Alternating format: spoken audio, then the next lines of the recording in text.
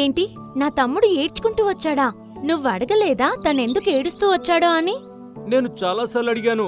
తర్వాత తను చెప్పాడు మీ అమ్మవి 2 రెక్కలు విరిగిపోయాయి అని. అలాగే అప్పుడు తను చివరి ఊపిరి పీల్చుకుంటుంది అని. ఏమన్నావు నువ్వు? మా అమ్మ చివరిసారిగా ఊపిరి పీల్చుకుంటోందా? ఈ మాట విని పిచ్చుకకి షాక్ తగిలినట్టు అయింది.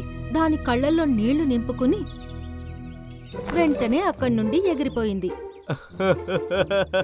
దీన్నే అంటారు ఎటువంటి కష్టము లేకుండా ఆహారం తినడము అని.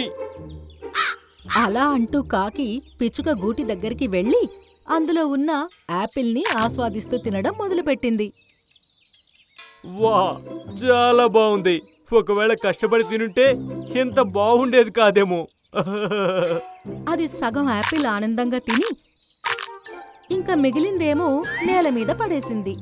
భోజనం అయిపోయింది, ఇక కాసేపు ఆనందంతో గడపాలి.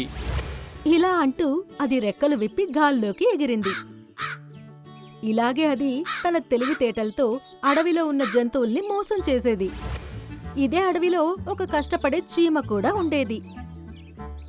ప్రస్తుతం కాకి నవ్వుకుంటూ ఒక చెట్టు కొమ్మ మీద కూర్చొని అలాగే ఆ చీమను చూస్తూ ఉంది.